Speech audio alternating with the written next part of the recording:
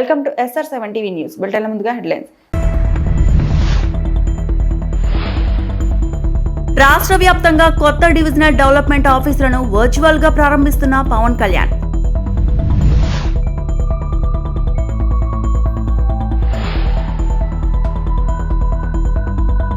అమరావతి అభివృద్ధికి 3వ దశ భూసేకరణ అవసరం. మంత్రి నారాయణ కీలక వ్యాఖ్యలు.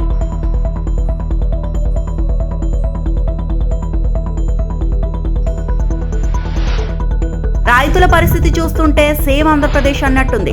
చంద్రబాబు పాలనపై వైఎస్ జగన్ విమర్శలు. చిత్తూరులో డివిజన్ డెవలప్మెంట్ ఆఫీసును డిప్యూటీ సీఎం పవన్ కళ్యాణ్ ప్రారంభించారు. ఏపీ వ్యాప్తంగా కొత్త డివిజన్ డెవలప్మెంట్ ఆఫీసుల ప్రారంభోత్సవ కార్యక్రమంలో పవన్ పాల్గొన్నారు. వర్చువల్ విధానంలో రాష్ట్ర వ్యాప్తంగా డీడీఓ కార్యాలయాలను ప్రారంభించారు. పంచాయతీరాజ్ గ్రామీణాభివృద్ధి సంస్కరణలో భాగంగా రాష్ట్రంలో 77 డీడీఓ ఆఫీసులను ప్రారంభించామని, విస్తృతంగా ప్రజలకు సేవలందించడానికి డీడీఓ ఆఫీసులు ఉపయోగపడతాయన్నారు. సమస్యలను క్షేత్రస్థాయిలో పరిష్కరించడానికి ఈ కార్యాలయాలు ఉపయోగపడతాయని పవన్ కళ్యాణ్ చెప్పారు. 73వ రాజ్యాంగ సవరణ స్ఫూర్తితోటి పంచాయతీరాజ్ గ్రామీణాభివృద్ధి శాఖల్లో కేంద్ర ప్రభుత్వం ఆంధ్రప్రదేశ్ రాష్ట్రానికి అన్ని విధాలుగా సహాయ సహకారాలు అందిస్తుంది. అలాగే గౌరవ ముఖ్యమంత్రి గారి నేతృత్వంలో రాష్ట్రంలో కూడా కూటమి ప్రభుత్వం ఈ పంచాయతీరాజ్ గ్రామీణాభివృద్ధి శాఖ ద్వారా ప్రజలకు మెరుగైన సేవలు అందించడం కోసం పలు సంస్కరణలు తీసుకొచ్చింది.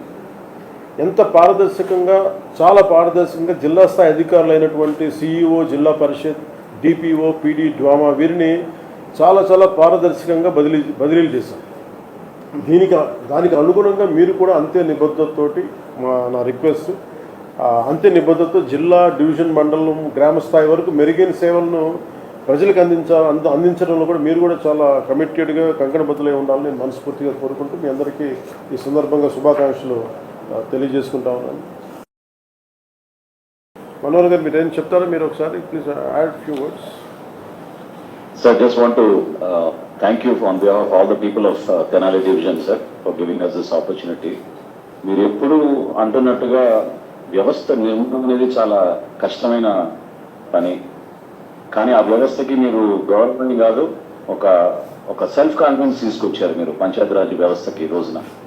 సో మరొకసారి వీళ్ళందరి ద్వారా మీ నాయకత్వంలో గ్రామాల్లో ఆ మార్పు అనేది మనందరం కూడా ఖచ్చితంగా ప్రజలకి అందించగలుగుతాం sir. So having your divisional development office is giving them more responsibility and also ఖచ్చితంగా అకౌంటబిలిటీ కూడా పెరుగుతుంది సార్. ఎందుకంటే ఈ ఎన్ఆర్జీఎస్ సోషల్ ఆడిట్స్ కానివ్వండి, క్షేత్రస్థాయిలో పర్యవేక్షణ అనేది ఎప్పటికప్పుడు మనం చేసుకుంటూ ఉంటేనే ఈ వ్యవస్థని మీ నాయకత్వం ఇంకా ముందుకు తీసుకుంటాం sir. So thank you very much for building up the structure once again. Thank you sir.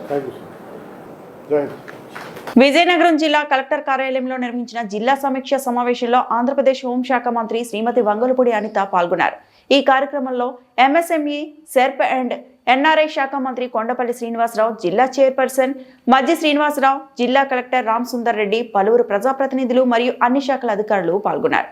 సమావేశంలో సర్దార్ గౌతుల చిన్న తోటపల్లి బ్యారేజ్ ప్రాజెక్టు పురోగతిపై సమగ్ర సమీక్ష జరిగింది. మొత్తం 1,31,221 ఎకరాల కొత్త ఆయకట్టు 3 జిల్లాల్లో 17 మండలాలకు నీరు అందించే లక్ష్యంతో ఈ ప్రాజెక్టు కొనసాగుతుంది. దీనిలో భాగంగా తాగునీటి కోసం 0.320 టీఎంసీ, పారిశ్రామిక అవసరాల కోసం 0.640 టీఎంసీ నీరు కేటాయించబడింది. విజయనగరం జిల్లాలో బొబ్బిలి, రాజం, చీపురుపల్లి, నెల్లిమర్ల నియోజకవర్గాల్లో లక్ష్యంగా పెట్టుకున్న 78,563 ఎకరాల్లో 55,404 ఎకరాలకు ఇప్పటికే నీరు అందించారు. ఇంకా 23,119 ఎకరాలు నీరు అందాల్సి ఉంది. ప్రాజెక్టుకు మొత్తం 1,250.79 కోట్ల పరిపాలన ఆమోదం లభించగా నేటి వరకు 869.13 కోట్లు ఖర్చయ్యాయి. మొత్తం పనుల్లో 85% పూర్తి కాగా మిగతా పనులకు 263.36 కోట్లు అవసరం ఉన్నట్లు అధికారులు వివరించారు.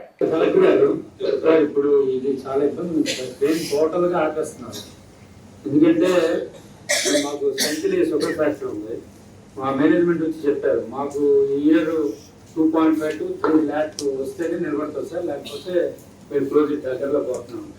ఆల్మోస్ట్ ఆల్ ఇండస్ట్రీస్ క్లోజ్ అయిపోయాయి, ఒక సంఖ్య నడుస్తుంది. సో దాని మీద ప్రభుత్వంతో మాట్లాడాలా, కొత్తగా ఎలా అంటే టెక్నాలజీ ఎలా వాడాలి ఇవన్నీ లేదు. తర్వాత చెరుకు పండించిన తర్వాత కూడా చివరిలో ఒక 1500 రూపాయలు అవుతుంది లేదు. సో అది వెరీ డిఫికల్ట్ ఉంది. వీటిని మనం అడ్రస్ చేస్తే కానీ నెక్స్ట్ 1-2 సీజన్స్ లో టోటల్ పూర్తయ్యే పరిస్థితి అంటే క్లోజ్ అయ్యే పరిస్థితి ఉంది. రైతులు చాలా ఇబ్బంది పడుతుంది. మీటింగ్ పెట్టాలి. కమిషనర్ ఫెయిల్ అయ్యారు. నేను లాస్ట్ మీటింగ్ లో చెప్పాను, నేను శ్రీకాకుళంలో మీటింగ్ పెట్టమని చెప్పాను. శ్రీకాకుళంలో కనీసం మీటింగ్ పెట్టలేదు. పెట్టారా? అంటే సేవలు సార్ అంటే యాక్చువల్గా సార్ 6 months అయింది సార్ స్మాల్ సర్వీస్ అంటే మా department regulation department sir actual కేట్ ఆఫ్ మాకు సంబంధం సార్ యాక్చువల్గా ఓన్లీ రెగ్యులేషన్ డిపార్ట్మెంట్ సార్ అంటే ఫ్యాక్టరీ రైతులకి కేట్ పేమెంట్ వరకే మనకు వస్తుంది సార్. ఎయిర్పోర్ట్ వీళ్ళు మీకు సంబంధం లేని సబ్జెక్ట్ మీరు ఎందుకు మాట్లాడుతున్నారు? ఏదో మీరు క్రెడిట్ తీసుకుంటున్నట్టుగా తీసుకొచ్చి చెరుకు రైతుకి ఇంత రేటు పెంచేసాము అని చెప్పి మీరు చెప్తున్నారు. అసలు పంట ఎక్కడ వేస్తున్నారు, పంట ఎంత ఈల్డ్ వస్తుంది, దానికి సంబంధించి ఫ్యాక్టరీస్ ఎంతవరకు నడవాలి, వీటి మీద ప్రజాప్రతినిధులు ఆ రైతులతోని కలెక్టర్ గారితో ఒక మీటింగ్ ఏర్పాటు చేయడానికి ప్రాబ్లం ఏంటి?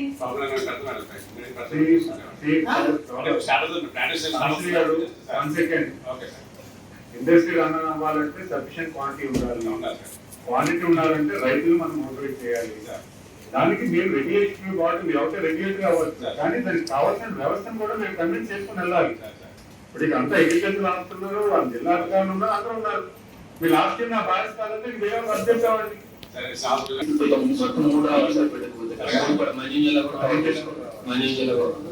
మనం ఇంటర్ఫేర్ అవ్వకపోతే చాలా ఇబ్బంది వస్తుంది సార్. మీరు చాలా షార్ట్ స్పాన్ లో సో మినిస్టర్స్ మీరు ఎట్టి పరిస్థితుల్లో ఒకసారి అగ్రికల్చర్ మినిస్టర్ అయితే టోటల్ సంఖ్య వాళ్ళు వస్తారు సార్, దాన్ని ఎక్స్ప్లెయిన్ చేస్తారు. మిగతావి మనం ఎక్కడ నుంచి మనం ట్రాన్స్పోర్ట్ చేయాలి కూడా మనం చేయాలి. ఎందుకు ఈ సంవత్సరం గోవాడ వచ్చి క్లోజ్ అవుతుంది, గోవాడ కూడా లేదు, ఆ ఏరియాలో కూడా ఉంది, ఆ ఏరియా నుంచి కూడా తీసుకొచ్చుకోవాలా. గవర్నమెంట్ మంత్రి గారు చెప్పిన వాళ్ళ ప్రాంతంలో కూడా ఉంది, ఒకవేళ అక్కడే అటు నుంచి వెళ్ళాలా అని ఇందులో ఉన్నది ఒకటే ఒక ఫ్యాక్టరీ, కనీసం దాన్ని నిలబెట్టాలా. రైతులు ఎందుకు ముందు రావట్లేదు దానికి అనేక కారణాలు ఉన్నాయి. దానికి కావాల్సింది వాళ్ళకి రైతులకు గిట్టుబాటు రాలేదనో లేకపోతే ఇబ్బంది పడతారు సార్. వాళ్ళ ఇప్పుడు మీరు చెప్పారు అమరావతిలో 3వ దశ భూ సమీకరణ దిశగా అధికారులు కసరత్తు చేస్తున్నారని మంత్రి నారాయణ తెలిపారు. అంతర్జాతీయ విమానాశ్రయం, స్మార్ట్ ఇండస్ట్రీస్ ఏర్పాటుకు ఇప్పుడు చేపట్టిన 2వ దశ భూ సమీకరణ సరిపోదని వెల్లడించారు. 2వ దశ భూములను railway track, railway station, inner ring road, sports సిటీకి వినియోగిస్తున్నట్లు వివరించారు. మొన్న ముఖ్యమంత్రి గారు యాక్చువల్గా రైతు సోదరులతో మాట్లాడారు. వాళ్ళందరూ ఏకగ్రీవంగా ఇక్కడ స్మార్ట్ ఇండస్ట్రీస్ వచ్చేదిగా చేయండి, ఎయిర్పోర్ట్ వచ్చేదిగా చేయండి, ఇంటర్నల్ స్పోర్ట్స్ సిటీ ప్లాన్ చేశారు, అది వచ్చేది చేయండి, దానికి కావాల్సిన ల్యాండ్ తీసుకోండి, మాకు అబ్జెక్షన్ లేదని ముఖ్యమంత్రి గారు క్లారిటీకి ఇచ్చారు. ఇప్పుడు ఏదైతే మనం 16,667 ఎకరాలు అనౌన్స్ చేశామో దాంట్లో మనకు వచ్చేది ఏంటంటే రైల్వే ట్రాక్, రైల్వే స్టేషన్ వస్తుంది, ఇన్నర్ రింగ్ రోడ్ వస్తుంది, స్పోర్ట్స్ సిటీ వస్తుంది. ఇది కాకుండా ఏంటంటే స్మార్ట్ ఇండస్ట్రీస్కి ఎయిర్పోర్ట్ కావాలా, దానికి యాక్చువల్గా ఏంటంటే మన అధికారులు వర్కౌట్ చేస్తున్నారు. అదైన తర్వాత దాన్ని ముందుకు పోవడం. ప్రజలకు వాస్తవాలు తెలియాలని రైతుల పరిస్థితి చూస్తుంటే సేవ్ ఆంధ్రప్రదేశ్ అన్నట్లుగా ఉందని వైఎస్ఆర్సీపీ అధ్యక్షుడు మాజీ ముఖ్యమంత్రి వైఎస్ జగన్మోహన్ రెడ్డి అన్నారు. గురువారం ఆయన మీడియా సమావేశంలో మాట్లాడుతూ ఏ ప్రభుత్వమైనా రైతులను సంతోషపెట్టాలి, రైతు సంతోషంగా ఉంటేనే రాజ్యం సంతోషంగా ఉంటుందన్నారు. పండుగలా ఉండాల్సిన వ్యవసాయాన్ని చంద్రబాబు హయాంలో దండగలా మారింది. మొందా తుఫాను ఇంకా కళ్ళ ముందే కదలాడుతోంది. మొందా తుఫానుపై ఎంత బిల్డప్ ఇచ్చారో చూసాం. మొందా తుఫాను పీకను పట్టుకొని విసిరేసినట్లు బిల్డప్ ఇచ్చారు అంటూ వైఎస్ జగన్ దుయ్యబట్టారు. మా హయాంలో రైతులకు ఉచిత పంటల బీమా హక్కుగా లభించింది. చంద్రబాబు ఊకదంపుడు ఉపన్యాసాలు తప్ప ఇన్సూరెన్స్ సబ్సిడీల మాట ఎత్తరు. ఈ 19 నెలల పాలనలో 17 సార్లు ప్రకృతి వైపరీత్యాలు సంభవించాయి. రాష్ట్రంలో 84 లక్షల మంది రైతులు ఉంటే 19 లక్షల మందికి మాత్రమే పంటల బీమా ఉంది అని వైఎస్ జగన్ పేర్కొన్నారు. రాష్ట్రంలో పాలన సేవ్ ఆంధ్రప్రదేశ్, సేవ్ ఆంధ్ర అన్న పరిస్థితి మాదిరిగానే ఆంధ్ర రాష్ట్రంలో పాలన సాగుతూ ఉంది. అందరూ కూడా దేశం మొత్తం కూడా హలో ఇండియాస్, మా రాష్ట్రం వైపు ఒకసారి చూడండి అని చెప్పి నిజంగానే ప్రతి ఒక్కరం అనాల్సిన పరిస్థితిలోనే ఈ రాష్ట్రంలో ఈరోజు పాలన సాగుతూ ఉంది. మరి ముఖ్యంగా అడుగులు ముందుకు వేస్తే వ్యవసాయం అన్నది 62% జనాభా దాని మీద ఆధారపడి ఉన్న సెక్టర్. ఈ వ్యవసాయం అన్నది ఏ రాష్ట్ర ప్రభుత్వమైనా కూడా రైతులను సంతోషంగా పెట్టి వ్యవసాయం అన్నది ఒక పండుగగా చేస్తేనే, రైతు సంతోషంగా ఉంటేనే రాష్ట్రం సంతోషంగా ఉంటుంది. రైతు కూలీ సంతోషంగా లేకపోతే రాష్ట్రం ఎప్పుడూ కూడా ఎదగదు, వెనకడుగు వేయాల్సింది. మా హయాంలో పండుగగా ఉన్న వ్యవసాయం చంద్రబాబు నాయుడు గారి హయాంలోకి వచ్చేసరికి అది దండుగలా మార్చిన 62% జనాభా దాని మీద ఆధారపడి ఉన్న సెక్టర్. ఈ వ్యవసాయం అన్నది ఏ రాష్ట్ర ప్రభుత్వమైనా కూడా రైతులను సంతోషంగా పెట్టి, వ్యవసాయం అన్నది ఒక పండుగగా చేస్తేనే, రైతు సంతోషంగా ఉంటేనే రాష్ట్రం సంతోషంగా ఉంటుంది. రైతు కూలీ సంతోషంగా లేకపోతే రాష్ట్రం ఎప్పుడూ కూడా ఎదగదు, వెనకడుగు వేయాల్సింది. మా హయాంలో పండుగగా ఉన్న వ్యవసాయం చంద్రబాబు నాయుడు గారి హయాంలోకి వచ్చేసరికి అది దండుగలా మార్చిన పరిస్థితుల మధ్య ఈరోజు రాష్ట్రంలో వ్యవసాయం కొనసాగుతూ ఉంది. మొన్న ఈ మధ్యకాలంలోనే మనమంతా కూడా మోంతా తుఫాను ఇంకా మన మనసుల్లో నుంచి ఇంకా చెరిగిపోలేదు, మననే కనిపిస్తూ ఉంది. అసలు ఆ మోంతా తుఫాను వచ్చినప్పుడు మీ అందరికీ కూడా అవగాహన ఉండి ఉంటుంది. అసలు ఏ రకంగా దానికి బిల్డప్ ఇచ్చారని అంటే, ఇక్కడ నుంచి చంద్రబాబు నాయుడు ఆర్టీజీఎస్ కార్యాలయంలోకి పోయి ఆయనతో పాటు ఆయన కొడుకు, ఆయనకు తోడు ఆయన దత్తపుత్రుడు, ఏ రకంగా ముగ్గురు కలిసి ఏ రకంగా దాన్ని అసలు ఎలాంటి బిల్డప్ ఇచ్చినారు అని అంటే, వాళ్ళు ఇవ్వడము, దానికి తోడు వాళ్ళ ఎల్లో మీడియా, వాళ్ళ ఈనాడు అయితేనేమి, వాళ్ళ ఆంధ్రజ్యోతి అయితేనేమి, వాళ్ళ TV5 అయితేనేమి, అసలు ఏ లెవెల్లో బిల్డప్ ఇచ్చినారు అని అంటే, ఏకంగా వీళ్ళే తుఫానును పీకబట్టి డైవర్ట్ చేసినట్టుగా, అసలు వీళ్ళు గాన ఆర్టీజీఎస్లో గాన టీవీల ముందర గాన ఆ కంప్యూటర్ల మీద వీళ్ళు గాన కూర్చోకపోయినంటే అసలు ఇంకా రాష్ట్రంలో తుఫాన్ ఎఫెక్ట్ ఇంకా ఏ స్థాయిలో ఉండేది అని అంటే, వీళ్ళు కాబట్టి దాన్ని ఆపగలిగినారు అన్న లెవెల్లో బిల్డప్ ఇచ్చినారు. తుఫాను కారణంగా నష్టపోయిన ఏ రైతుకు కనీసం ఒక పైసా సహాయం అందలేదు. ఆశ్చర్యం ఏమిటి అని అంటే, దాదాపుగా 15 లక్షల ఎకరాలను తగ్గించేసి 4-5 లక్షలు కుదించేసినారు. పోనీ కుదించిన దానికన్నా కానీ కనీసం నష్టపరిహారం ఇచ్చారా అని అంటే అది లేదు, ఓ పైసా ఇలా. గంజాయి విక్రయం సహా పలు నేరాల్లో నిందితుడిగా ఉన్న వ్యక్తిని నెల్లూరు జిల్లా పోలీసులు అరెస్టు చేశారు. కావలికి చెందిన సుధీర్ బాబు ఒడిషా నుంచి గంజాయిని కొని స్థానికంగా విక్రయిస్తున్నట్లు కావలి పోలీసులు గుర్తించారు. బంగారాన్ని తక్కువ ధరకు ఇప్పిస్తామని డబ్బు వసూలు చేసి పలువురిని మోసం చేసిన కేసులు సుధీర్పై ఉన్నాయని వెల్లడించారు. మొత్తంగా 40 కేసుల్లో నిందితుడిగా ఉన్నట్లు కావలి పోలీసులు తెలిపారు. సుధీర్ ఇంట్లో సోదాలు చేసి 25 కిలోల గంజాయి, కొంత నకిలీ బంగారం, వెండి స్వాధీనం చేసుకున్నట్లు వెల్లడించారు. నెల్లూరు జిల్లా కావలి సబ్ డివిజన్ పరిధిలో 2 టౌన్ లిమిట్స్లోని వెంగళరావు నగర్లో గంజాయి ఉందని ఇన్ఫర్మేషన్ రాబడింది. సుధీర్ అనే వ్యక్తి ఇంటి మీద రైడ్ చేయడం జరిగింది. 25 కేజీలు దగ్గర 25 కేజీల గంజాయి పట్టుకోవడం జరిగింది. అతన్ని 3వ తేదీ తెల్లవారుజామున 3:30 గంటలకు అరెస్ట్ చేయడం జరిగింది. ఇతను ఈ సుధీర్ బాబు ఒకప్పుడు తక్కువ రేటుకు బంగారం ఇస్తానని చెప్పేసి అమాయక ప్రజలను అతను మోసం చేసి డబ్బులు ఎక్కువ చేసేవాడు. 2 టౌన్ లిమిట్స్ లో 28 కేసులు ఉన్నాయి. ఇతర జిల్లాలో, తర్వాత ఇతర పోలీస్ స్టేషన్లో అంతా కలిపి 12 కేసులు, టోటల్ గా దాదాపు 40 కేసులు ఉన్నాయి ఇతని మీద. ఇతను గంజాయి ఒరిస్సా సరిహద్దుల్లో కేజీ 5,000 లెక్కన కొని కావల్లో 20,000 రూపాయల లెక్కన అమ్ముకుంటాడు. సొంత ఖర్చులతో వైద్యం చేయించుకున్న వారిని కూటమి ప్రభుత్వం ఆదుకుంటుందని తణుకు ఎమ్మెల్యే అరిమిల్లి రాధాకృష్ణ అన్నారు. పశ్చిమ గోదావరి జిల్లా తణుకు తెలుగుదేశం పార్టీ కార్యాలయంలో ఏర్పాటు చేసిన సమావేశంలో సొంత ఖర్చులతో వైద్యం చేయించుకున్న 36 మందికి 28 లక్షల రూపాయలు సీఎం రిలీఫ్ ఫండ్ చెక్కులు పంపిణీ చేశారు తణుకు ఎమ్మెల్యే రాధాకృష్ణ. ఈ సందర్భంగా ఎమ్మెల్యే రాధాకృష్ణ మాట్లాడుతూ, కూటమి ప్రభుత్వం 17 నెలల్లో తణుకులో 5,28 లక్షల రూపాయలు సీఎం రిలీఫ్ ఫండ్ చెక్కులు పంపిణీ చేయడం జరిగిందన్నారు. అర్హులైన ప్రతి ఒక్కరిని రాజకీయాలకు అతీతంగా కూటమి ప్రభుత్వం ఆదుకుంటుంది. గత ప్రభుత్వం గడిచిన 5 సంవత్సరాల్లో 5 కోట్ల ఆర్థిక సాయం చేయలేకపోయిందని, కూటమి ప్రభుత్వం 17 నెలల్లో 5,28 లక్షల రూపాయలు బాధితులకు అందించిందన్నారు. వైసీపీ ప్రభుత్వం హయాంలో సొంత ఖర్చులతో వైద్యం చేయించుకున్న వారు వెళితే దరఖాస్తులు బుట్టదాఖలు చేశారన్నారు. ఈ రోజు కూటమి ప్రభుత్వం ఎంతమంది బాధితులు ఉన్నా వారిని ఆదుకుంటుందని ఎమ్మెల్యే ఆర్మిల్లి రాధాకృష్ణ అన్నారు. ఈ కార్యక్రమంలో కూటమి నాయకులు, కార్యకర్తలు పాల్గొన్నారు.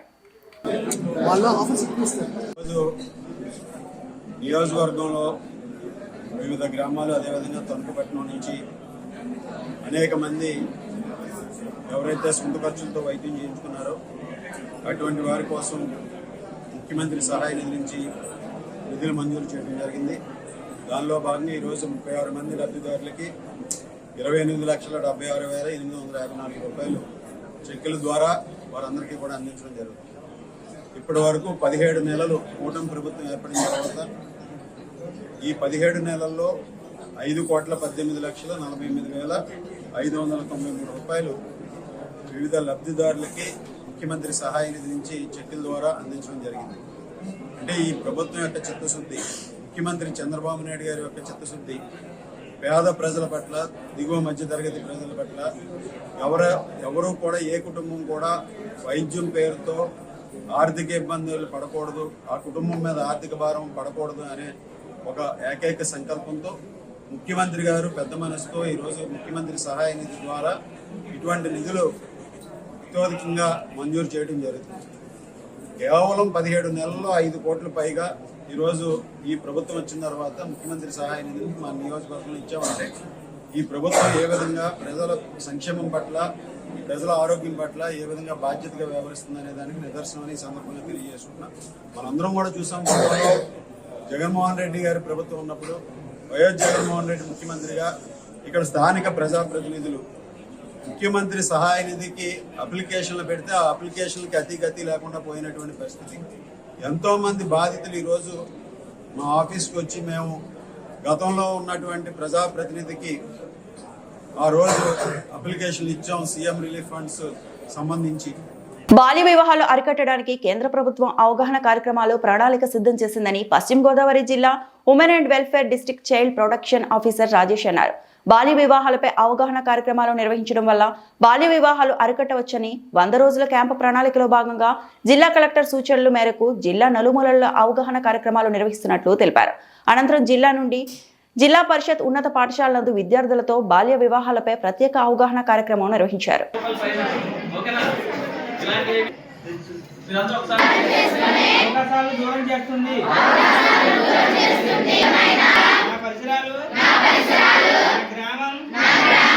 మరియు సమాజంలో బాల్య వివాహాలు జరగకుండా చూస్తాను. ప్రభుత్వ అధికారులకు తెలియపరుస్తాను. బాలల విద్య,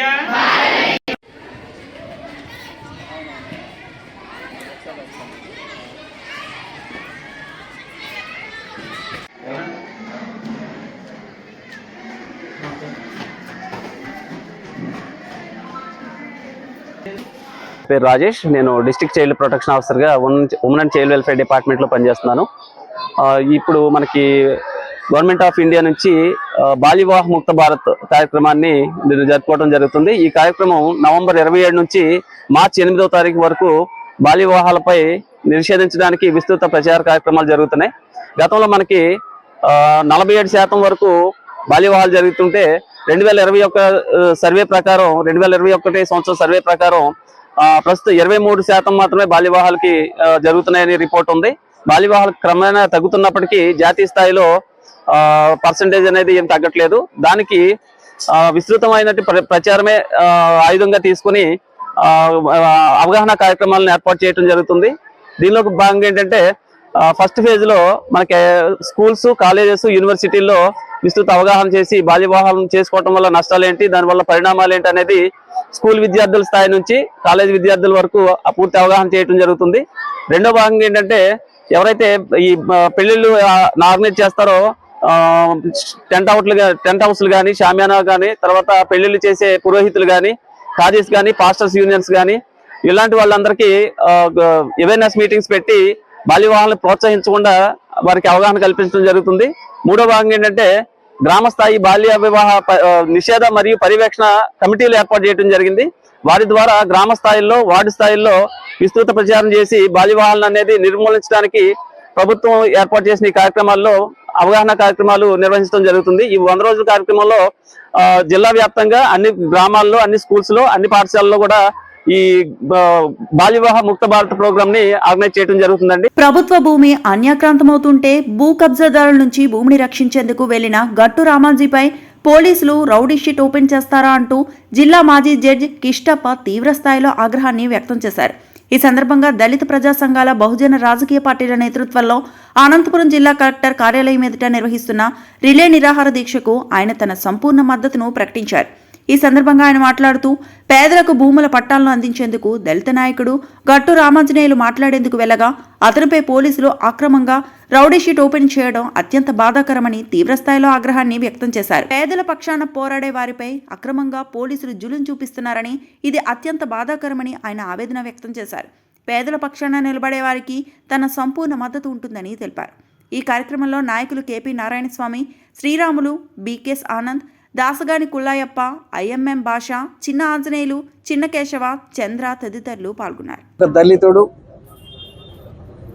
ఏదో సేవ చేయాలని, ప్రజా సేవ చేయాలని ఉద్దేశంతో ఇక్కడ హెచ్ఎల్సి కాలనీ దగ్గర ఉన్నటువంటి ప్రభుత్వ భూమి అన్యాక్రాంతమైందని గ్రహించి దాంట్లో కొంతమంది పెత్తందారులు మంచి మంచి బిల్డింగ్లు కట్టుకోవాలనే ఉద్దేశంతో దాన్ని ఆక్రమించినారని గ్రహించినటువంటి ఒక దళితుడు, ఒక నాయకుడు, ప్రజానాయకుడు అక్కడికి వెళ్ళి ఈ ప్రభుత్వ భూమిని కబ్జా చేయకూడదు, ఇది ఎవరైతే అర్హులు ఉంటారో అటువంటి వారికి పట్టాలు ఇవ్వాల్సిన పరిస్థితి ఈరోజు ఉంది కాబట్టి వాళ్లకు న్యాయం చేయాలనే ఉద్దేశంతో అక్కడికి పోయి వాళ్ళని ప్రశ్నిస్తే వాళ్ళు అతని పైన తిరుగుబాటు చేయడము, తర్వాత అదే వ్యక్తులు అతని పైన పోలీస్ స్టేషన్లో రిపోర్ట్ ఇస్తే న్యాయం చేయాల్సిన ప్రభుత్వ యంత్రాంగం, వాళ్ళు పోలీసు వాళ్ళు కావచ్చు, రెవెన్యూ వాళ్ళు కావచ్చు, ఎవరైనా కావచ్చు, వారిపైన చర్య తీసుకోకుండా ఎవరైతే భూ కబ్జా చేసినారో వారిపైన చర్య తీసుకోవాల్సిన పరిస్థితి. ఈ భూములు ఎవరైతే అసైన్ ల్యాండ్స్ ఉన్నాయో దాన్ని కాపాడాల్సింది ఎవరు? రెవెన్యూ వాళ్ళు కాపాడాలా, పోలీసు వాళ్ళు కాపాడాలా. అటువంటి వాళ్ళే దాన్ని కాపాడాల్సింది పోయి ఇతని పైన, ఈ రామాంజనుల పైన రౌడీ షీటర్ అనేది ఒకటి ఓపెన్ చేసి చట్టాన్ని ఎగతాళి చేస్తున్నటువంటి పరిస్థితి ఈరోజు మనం చూస్తున్నాం. అందుకనే చాలా బాధతో నేను ఈరోజు చెప్తున్నా, ఎక్కడ పోతుంది ఈ ప్రజాస్వామ్యం? ఇటువంటి కేసులు ఈరోజు రిజిస్టర్ అవుతున్నాయి, ఎవరిపైన అవుతున్నాయి.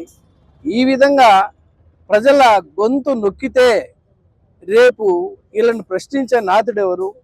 మరి అంబేద్కర్ రాసినటువంటి రాజ్యాంగానికి విలువేముంది, మనం చేసుకున్న చట్టాలకు విలువేముందని నేను అడుగుతున్నా. ఈరోజు మిత్రులారా, ఈరోజు చూస్తున్నాం మనం అనేక రకమైనటువంటి కేసులు ఈరోజు మనం బడుగు బలహీన వర్గాల వాళ్ళపైనే రిజిస్టర్ అవుతున్నాయి, వాళ్ళే ఫేస్ చేస్తున్నారు. దీనికి కారణం ఏంది అనేది మనం ఇక్కడ ఆలోచిస్తే దీనికంతా కారణం మన చేతగానితనం. బడుగు బలహీన వర్గాల వాళ్ళు 86% ఉన్నా వాళ్ళల్లో యూనిటీ లేక, వాళ్ళు అర్థం కాక, ఏ దారిన పోవాలో అర్థం కాక, చట్టాలు తెలియక ఈ విధంగా మనం ఈరోజు పేటలాడుతున్నాం. ఒక వ్యక్తి పైన రౌడీ షీటర్ ఓపెన్ చేయాలంటే ఏముండయి? సుప్రీంకోర్టు ఏం చెప్పింది, హైకోర్టులు ఏం చెప్పినాయి, చట్టం ఏముందండి? అంటే రౌడీ షీటర్ ఓపెన్ చేయాలనేదే ఆ యొక్క చట్టానికి కూడా కాదు. ఈ వార్తలు ఇంతటితో సమాప్తం.